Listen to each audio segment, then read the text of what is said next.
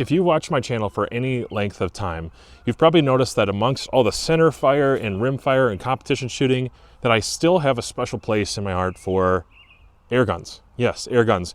Even springers like this HW97 here in front of me. High quality German-made YRAU 97.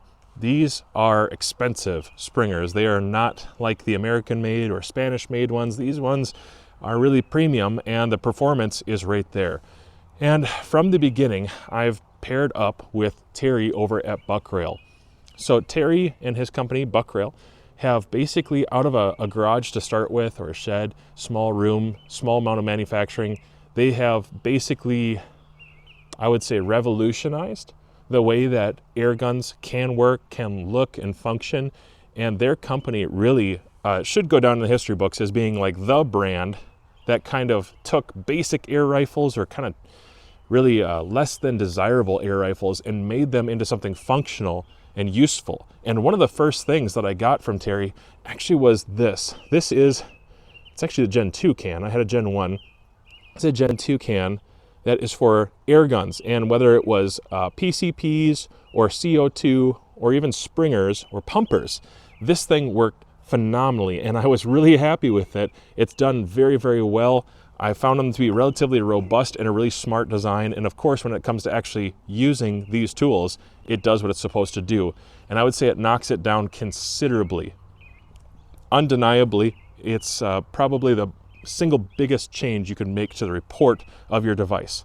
Now, I wanted to let you guys know that the next generation is here, and they're already selling out really fast. This is a modular lead dust collecting device on the end that helps with report. And yes, this will thread onto my HW97. They come in different thread patterns and sizes or thickness. You don't have to just get this one. I like this one because it just kind of fits a little bit more naturally on this. It does have what you need inside to get this down to about the size that would be functional for what you're going to run. So if you want to just run one size, one length, you can run one length or multiple sizes. This is really robust. It's very strong, and I intend to show you guys in upcoming videos that this does in fact change the report that I'm hearing, not just on springers, but again on everything that I've run it on. And once more, it's very, very robust. Terry's done a good job at basically over designing all of his products and thinking through the end user. I had a chance to hang out with him a little bit at SHOT Show and look through things, and maybe a couple of things that are still yet up and coming. And this one was the one that caught my eye. So I said, Terry, would you mind if we could send that out to the channel so I could produce some content with it?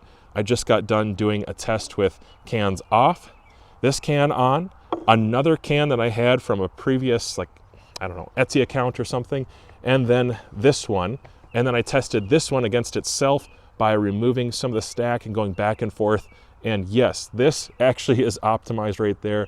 The report is very, very, very quiet.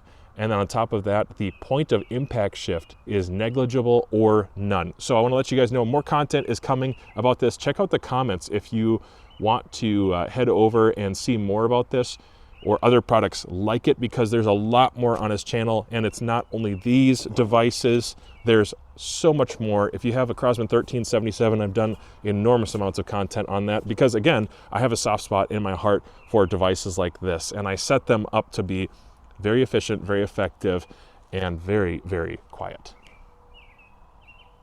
Listen, I know that a lot of sound comes out of the action on a Springer, but I'm telling you, this thing knocks it down just that much more. For the amount of sound that comes out at the end, I was very, very surprised.